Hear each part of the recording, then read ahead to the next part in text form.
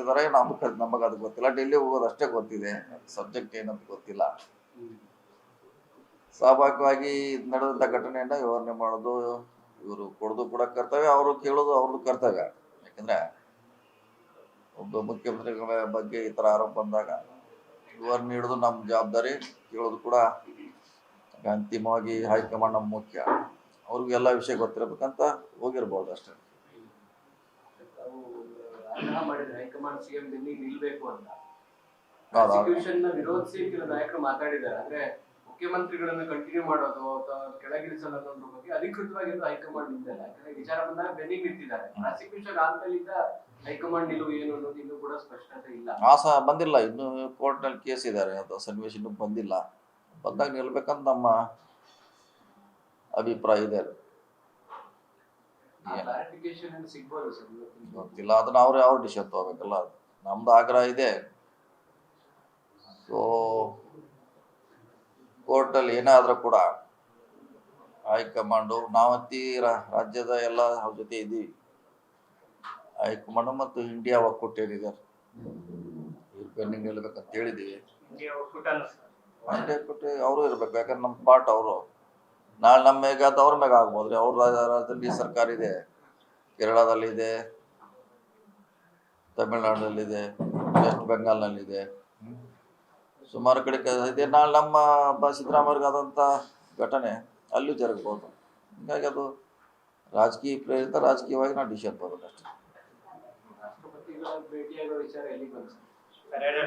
ಚರ್ಚೆ ಆಗಿದೆ, ಅದು ಇನ್ನು ಯಾವಾಗ ಹೋಗ್ಬೇಕು, ಯಾರು ಹೋಗ್ಬೇಕಂತ ಆಗಿಲ್ಲ. ಅದು ಅಧ್ಯಕ್ಷರು ತೀರ್ಮಾನ ಮಾಡಿ.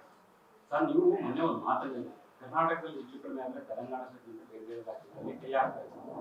ಈ ಹಿನ್ನೆಲೆಯಲ್ಲಿ ರಾಷ್ಟ್ರ ಮಟ್ಟದಲ್ಲಿ ಇಂಡಿಯಾ ಒಕ್ಕೂಟ ಜೊತೆ ಸೇರಿ ಹೋರಾಟ ಮಾಡುವಂಥದ್ದು ಆ ರೀತಿ ಚರ್ಚೆ ಆಗಿದೆ ಇಲ್ಲ. ಅದ್ರ ಬಗ್ಗೆ ನನಗೆ ಗೊತ್ತಿಲ್ಲ, ಮಾಡಬೇಕಾದ್ರೆ ಇದ್ರ ಬಗ್ಗೆ ಒಂದು ಅವರು ತೀರ್ಮಾನಕ್ಕೆ ಬರಬೇಕು. ಈ ರೀತಿ ಬೇರೆ ರಾಜ್ಯದಲ್ಲಿ ಆದ್ರೆ ಏನಂತ ಅಡ್ವಾನ್ಸ್ ಆಗಿ ಒಂದು ಹಂತಕ್ಕೆ ಬರಬೇಕು ಅವರು. ಯಾಕಂದ್ರೆ ರಾಜ್ಯಪಾಲರು ಈ ರೀತಿ ಎಲ್ಲ ಕಡೆ ಕೊಟ್ರೆ ಸಮಸ್ಯೆ ಆಗ್ತದೆ.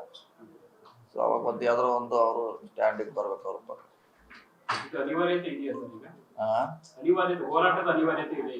ಇದ್ದೇ ಇದೆ. ಈಗ 5 ವರ್ಷದಿಂದ ವೆಸ್ಟ್ ಬೆಂಗಾಲ್ ನಾವು ನೋಡ್ತಾ ಇದ್ದೀವಿ. 5 ಇಯರ್ಸಿಂದ ಅಲ್ಲಿ CBI, ED, ರಾಜ್ಯಪಾಲ ಭವನ್ ಜೊತೆ ಘರ್ಷಣೆ 5 ವರ್ಷದಿಂದ ನೋಡಿದೀವಿ. ಅದನ್ನ ನೋಡೋ ನಮ್ದು ಘರ್ಷಣೆ ಬಹಳ ಕಡಿಮೆ ಇದೆ. ಅಲ್ಲಿ ಘರ್ಷಣೆಗೆ ನಮ್ಮ ಘರ್ಷಣೆಗೆ ಕಡಿಮೆ ಇದೆ. ತಮಿಳ್ನಾಡು ಆಗಿದೆ, ಕೇರಳದಲ್ಲಿ ಆಗಿದೆ, ಈಗ 4ನೇ ನಂಬರ್ದಲ್ಲಿ ನಾವಿದ್ದೀವಿ. ಎಲ್ಲ ಕಡೆ ಆಗಿದೆ. ಸರ್, ಇದು ಪೂರಕವಾದ ಪ್ರಶ್ನೆ. 8 ತಿಂಗಳಲ್ಲಿ 11 ಬಿಲ್ಗಳನ್ನ ರಾಷ್ಟ್ರಪತಿಗಳು ವಾಪಸ್ ಕಳಿಸಿದ್ದಾರೆ ಸರ್ಕಾರಕ್ಕೆ. ಸೊ ಮತ್ತಷ್ಟು ಸಂಘರ್ಷ ಹೆಚ್ಚಾಗುತ್ತಾ ಅನ್ನುವಂತಹದ್ದು. ಇಲ್ಲ, ರಾಜ್ಯಪಾಲರು ಒಂದೊಂದ್ಸಾರಿ ಎಲ್ಲ ಸರ್ಕಾರದಲ್ಲ ಕಳಿಸ್ತಾರೆ. ಅದೇನು ಅವ್ರಿಗೆ ಸ್ಪಷ್ಟ ಇಲ್ಲ ಆಗಿದೆ. ಇದು ಹಿಂದೆ ಎಲ್ಲ ಸರ್ಕಾರದಲ್ಲಿ ವಾಪಸ್ ಕಳಿಸಿದ್ದಾರೆ. ಮತ್ತೆ ಸರ್ಕಾರ ಸ್ಪಷ್ಟೀಕರಣ ಕೊಟ್ಟಬೇಕು, ಅದು ಕ್ಲಿಯರ್ ಆಗಿದೆ. ಅವರು ಹೋಗುವಂಗಿಲ್ಲ. ಈಗ ಸರ್ಕಾರದಲ್ಲ, ಹಿಂದಿನ ಸರ್ಕಾರದಾಗ ಆಗಿದೆ. ನಮ್ಮ ಮುಂಚೆ ಇದ್ದಾಗ ಕೂಡ ರಾಜ್ಯಪಾಲರಿಂದ ಸ್ಪಷ್ಟೀಕರಣ ಕೇಳಿ ಬಹಳಷ್ಟು ಬಂದಿದೆ. ಮತ್ತೆ ಒಂದ್ಮ್ಯಾಗ ಅಪ್ರೂವ್ ಆಗಿದ್ದನ್ನು ನಾವು ನೋಡಿದ್ವಿ. ಸಾಮಾನ್ಯ ಬಿಲ್ಗಳಿಗೆ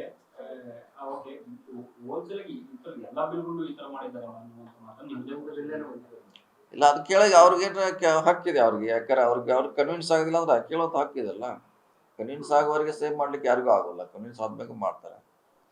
ಅದನ್ನು ಕೇಳಿದ್ದಾರೆ, ಅದಕ್ಕೆ ಸರ್ಕಾರ ಸ್ಪಷ್ಟೀಕರಣ ಕೊಡುತ್ತೆ ಆಯಾ ಇಲಾಖೆಯವರು. ಸೊ ಅದು ರೂಟೀನಲ್ಲಿ ಬಂದೇ ಬರ್ತದೆ.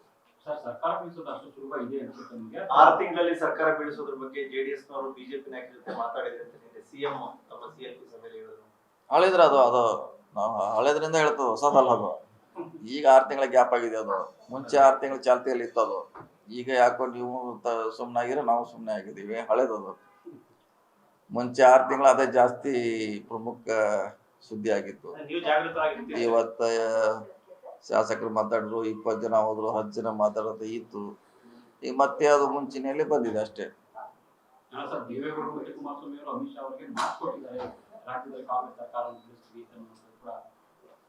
ಕೊಟ್ಟಿರ್ಬೋದು, ಇದೆ ರಾಜಕೀಯ ಇಲ್ಲ, ಇದು ಕೊಟ್ಟಿರ್ಬೋದು, ಇಲ್ಲ ಅಂತ ಹೇಳಲಿಕ್ಕಾಗಲ್ಲ, ಕೊಟ್ಟಿರ್ಬೋದು.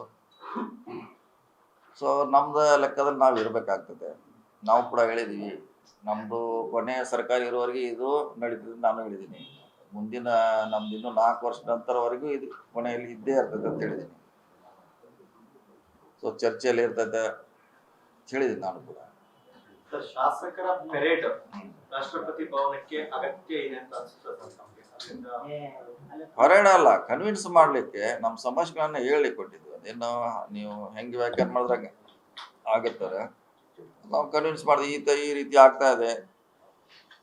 ಸೊ ಅವ್ರಿಗೆ ನಮ್ಮ ದಾರಿಲಿ ಆಗಿರೋ ಘಟನೆಗಳನ್ನ 4 ಫೈಲ್ ಪೆಂಡಿಂಗ್ ಇದೆ ಅವ್ರ ಕಡೆ, ಅದನ್ನ ಬಿಟ್ಟು ನಮ್ದು ತರಾತುರಿಯಲ್ಲಿ ಕೊಟ್ಟಿದ್ದಾರೆ.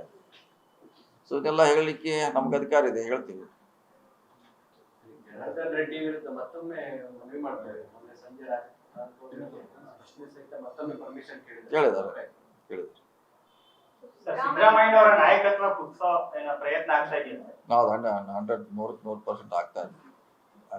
ಬರೀ ಬಿಜೆಪಿ ಜೆಡಿಎಸ್ ನಾಯಕರಷ್ಟೇ, ಬೇರೆ ಬೇರೆ ಕಡೆ ಆಗ್ತಾ ಇದೆಯಾ? ಇಲ್ಲ, ಅವ್ರಷ್ಟೇ ಹೇಳ್ಬೇಕಲ್ಲ. ನೀವೇನ ನಮ್ಮವ್ರು ಯಾರು ಹಂಗೆ ಯಾರ್ದಾರ ಹಂಗೆ ಹೇಳಲಿಕ್ಕೆ ಆಗೋಲ್ಲ. ಓನ್ಲಿ ವಿರೋಧ ಪಕ್ಷ ಅಂತ ಹೇಳ್ಬೇಕು ಅಷ್ಟೇ. ನಾವು ವಿರೋಧ ಪಕ್ಷ ತೆರೆಮರೆಯ ಪ್ರಯತ್ನ ಏನಾದ್ರು ನಿಮ್ಮ ಒಳಗಡೆಯಿಂದ ಇದೆಯಾ ಸರ್? ತೆರೆ ಮರೆನೂ ಇಲ್ಲ, ಯಾವ ಕಡೆ ಯಾವ ಮರೆನೂ ಇಲ್ಲ. ನಮ್ದು ಏನಾದ್ರು ಗಟ್ಟಿಯಾಗಿದೆ.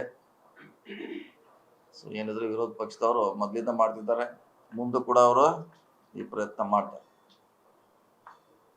29 ಹೈಕೋರ್ಟ್ ತೀರ್ಮಾನಕ್ಕಿಂತ ಮುಂಚಿತವಾಗಿ ಹೈಕಮಾಂಡ್ ಒಂದು ಮೆಸೇಜ್ ಕೂಡ ಒಳ್ಳೇದು ಅನ್ಸುತ್ತೆ ಸಿಎಂ ವಿಚಾರದಲ್ಲಿ. ಬರ್ಲಿ, ಇನ್ನೂ ಬರ್ಲಿ. 29ಕ್ಕೆ ಮತ್ತೆ ಏನಾಗ್ತದೆ, ಏನು ಚರ್ಚೆ ಆಗಿ ಏನು ಬರ್ತದೆ ನೋಡೋಣ.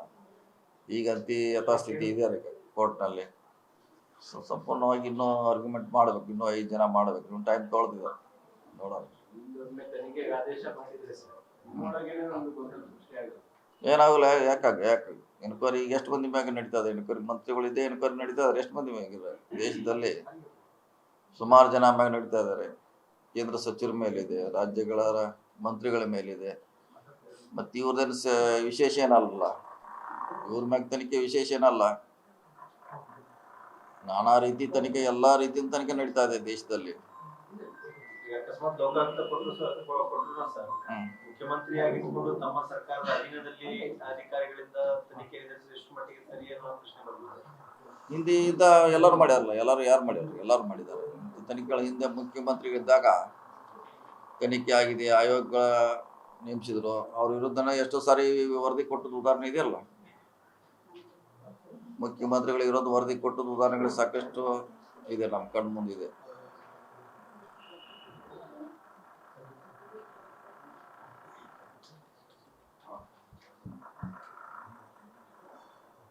ಸರ್, ಈಗ ಸರ್ಕಾರದ ಸಚಿವರುಗಳು ಪ್ರತಿಭಟನೆ ಭಾಗಿಯಾಗ್ತಾರೆ. ಸಿಎಂ ಕಾನೂನು ಹೋರಾಟದ ಚಿಂತೆ ಆಗಿದೆ.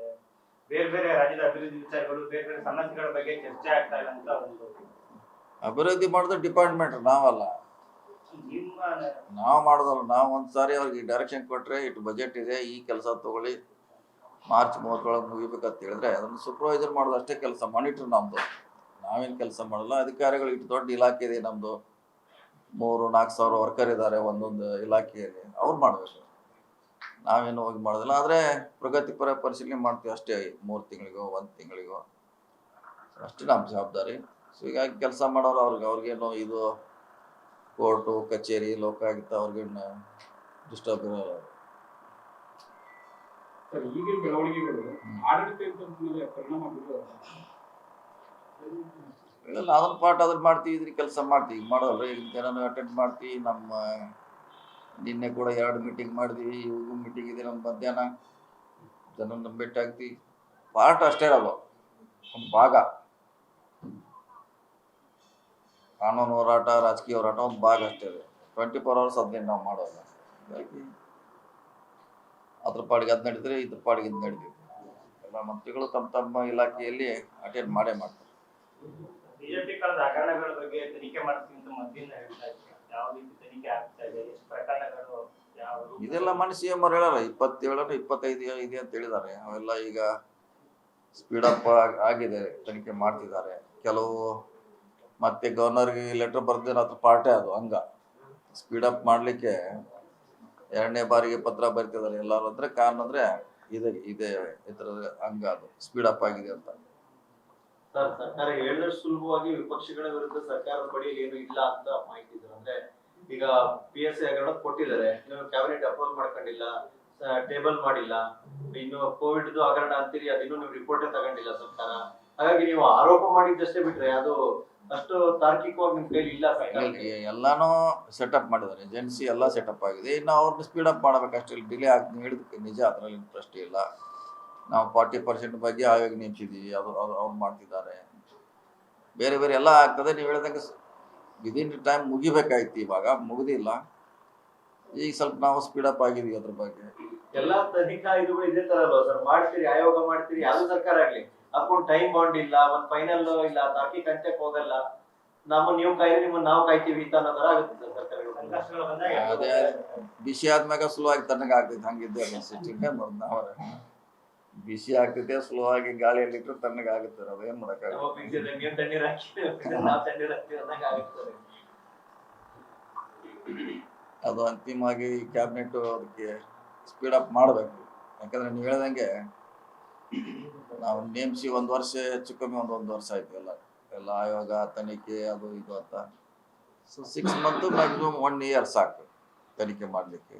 ಮಾಡಿ ಬೇಕು ಕೊಟ್ರೆ ಒಂದು ಕ್ಲಾರಿಟಿ ಇರ್ತದೆ. ಈಗ ಮಾಡಕ್ ಹೋದ್ರೆ ಮತ್ತೆ ನಿಮ್ಮ ಮೇಲೆ ದ್ವೇಷ ರಾಜಕಾರಣ ಶುರು ಮಾಡೋದು. ತಪ್ಪು ಮಾಡಿದ್ರೆ ಯಾವಾಗಾದ್ರು ಸಿಗಲೇಬೇಕು, ಅದಕ್ಕೆ ಮಾಡ್ಲಿಕ್ಕೆ ಆಗೋಲ್ಲ. ನೀವೇನು ಯಾವಾಗ ಸಿಗಲೇಬೇಕ್ರೆ. ತಪ್ಪಂತ ಸಾಬೀತಾದ್ರೆ ಯಾವಾಗಾರು ಅದು ಪನಿಷ್ಮೆಂಟ್ ಇದ್ದಿದ್ದಾರೆ. ಸರ್, ನೀವು ಡೆಲ್ಲಿಗೆ ಏನಾದ್ರು ನಾವು ಊರ್ ಕಡೆ ಹೋಗ್ಬೇಕು. ನಾವು ಇಲ್ಲ ಮೇಲೆ ಬಾರಿ ನಮಗ್ ಊರ್ ನೋಡಿದಿಲ್ಲ, ನಮ್ಮ ಸಮಾನ ಆಗಲ್ಲ. ನಮ್ಮ ಊರ್ ಕಡೆ ಹೋಗ್ಬೇಕು ನಾವು. ದೊಡ್ಡ ಜಿಲ್ಲೆ 18 MLA, 2.5 MP, 2.5 MP ಇದಕ್ಕೆ ಸುಮಾರು 4-5 ಜನ MLCಗಳಿದ್ದಾರೆ. ಸೊ ಅದ್ರ ಲೆಂತ್ ಇರೋದು 200 ಕಿಲೋಮೀಟರ್ ಇದೆ ಜಿಲ್ಲಾ ಲೆಂತ್. ಒಂದು ಕಡೆ ಪ್ರಾರಂಭ, ಒಂದು ಕಡೆ ಹೋಗ್ಬೇಕಾರೆ 250 ಕಿಲೋಮೀಟರ್ ಲೆಂತ್ ಇದೆ ನಮ್ಮ ಜಿಲ್ಲೆ. ಹಿಂಗಾಗಿ ಅರ್ಧ ರಾಜ್ಯಕ್ಕೆ ಹೋದಂಗೆ ಇರೋದು. ಅಭಿವೃದ್ಧಿ ವಿಚಾರದಲ್ಲಿ ಅಭಿವೃದ್ಧಿ ಜೊತೆ ಬೆಳಗಾವಿ ಜಿಲ್ಲೆನ ಎರಡು ಮಾಡಬೇಕು ಅಂತ ಹಿಂದೆ ಚರ್ಚೆ ಆಗ್ತದೆ. ಇದೆಲ್ಲ ಅದು ಭಾಳ ಇದೆಲ್ಲ ಪೆಂಡಿಂಗ್ ಇದೆಯಲ್ಲ.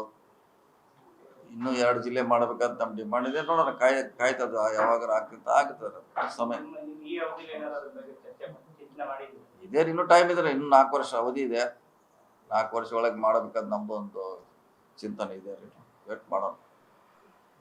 ಸರ್, ವಾಲ್ಮೀಕಿ ಕೇಸಲ್ಲಿ ನಾಗೇಂದ್ರ ದತ್ತನವರು ಹೆಸರು ಬಿಟ್ಟಿದ್ದಾರೆ.